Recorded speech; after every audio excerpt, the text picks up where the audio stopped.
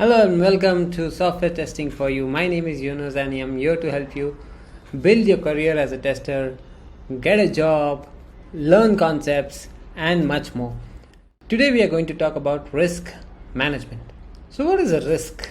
A risk is basically an unforeseen event or an unforeseen circumstance that could happen. Now, that unforeseen circumstance could be good, could be bad. Now, for a project, definitely risks are not worth having. You usually connotate a risk to a negative consequence. You always avoid risks. It could be as simple as wearing a helmet on a bike. Why do we wear a helmet on a bike despite of riding safely, or why do we put on a seat belt?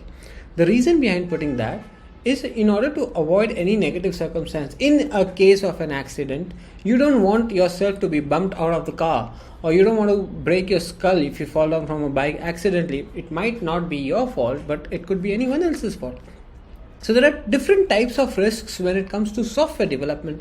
Now we need to understand that building a software is a very expensive commodity, and there are multiple risks associated to building a software. So there are primarily two categories in which we can define risks.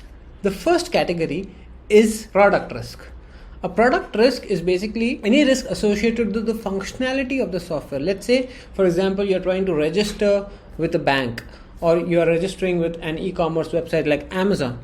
The moment you register, and let's say for whatever reason, maybe it could be your browser, the website itself, or it could be any connection on the website which fails, might cause you not be able to register to the software. Eventually, as a customer, you'd end up not signing up for the website altogether.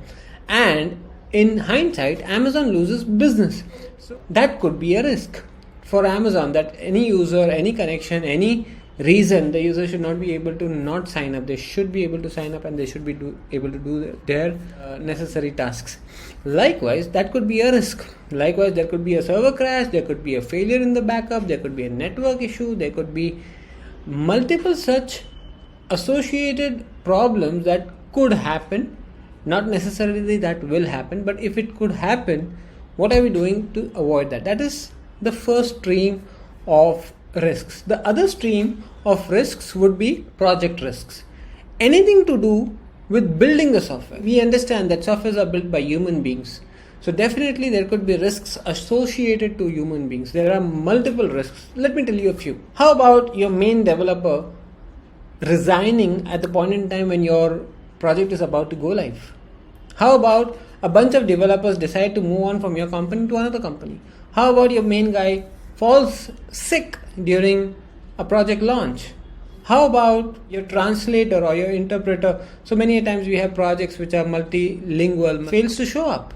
How are you going to understand customer requirements? So there are multiple risks associated to each and every task. If we have understood it correctly today, there are two major or broad categories of risks: project risks, product risks.